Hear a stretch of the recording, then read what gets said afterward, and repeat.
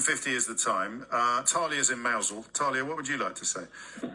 Hi. Well, I just thought I'd ring in because that's my biggest trigger is when people say all politicians are the same. Yes, you're all the same. And I rang your show and I think I told you in 2021, I think it was, that I was going to stand. And I am standing as an MP the next general election.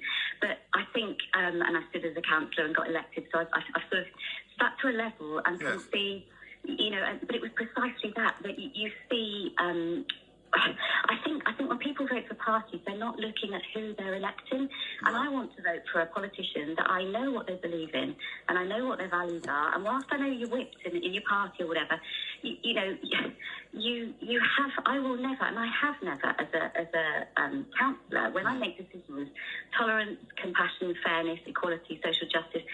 That's what leads me to my decisions, and and it is hard sometimes, and you do get people writing in if they don't like decisions you've made, and I understand why politicians and MPs have a really tough time, because if they say anything, it can get edited, whatever else. But I can imagine, I wear my heart on my sleeve, so I'll probably not last very long at all, but, you have to be so careful because people take things out of context, and then, it's very difficult. And actually that's quite a generous analysis, because quite a few of the complaints coming in by text are about refusals to answer questions and media training and excessive slickness, as opposed to dishonesty, although it's a very thin line, isn't it, between evasion and deception. But because you can now be haunted again, there's a massive imbalance between right-wing and left-wing politicians because of the massive bias towards the right wing in the media, but you can be haunted for days, so you have to be so careful about what you say.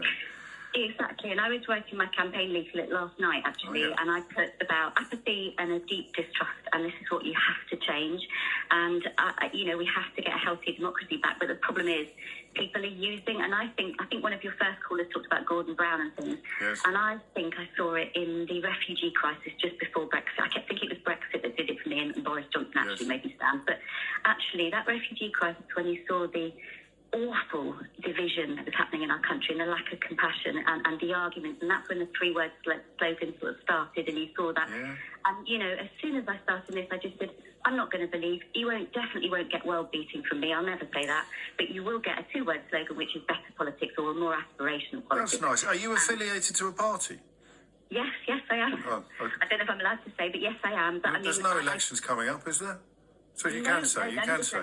Yeah. I'm a Liberal Democrat. Okay. I joined the party. I read all the manifestos, joined the party because of fairness and equality. So the level of engagement in politics that you describe makes me feel wistful. but I think if we wake people up 10 or 15% more into politics, and people start listening and they ask questions of their politicians, and they really ask and find out what they believe in, and if they think it truly, then we'll elect the right people. But whilst we, as you say, would elect a sofa in certain constituencies, we haven't got much of a hope. No, but I'd say you'll have sown some seeds of hope in the minds of many people listening. Do you know why I love the name Talia? No. Because it's a grace and a muse. Did you know that? I did, yes. I just think that's such a cool thing, to be a grace and a muse. Don't put that in your campaign leaflet. I don't know if it'll translate well across Cornwall, but it translates well with me. Thank you, Talia, and good luck. And that's a fantastic mission that you're embarked upon. 11:54 is the time.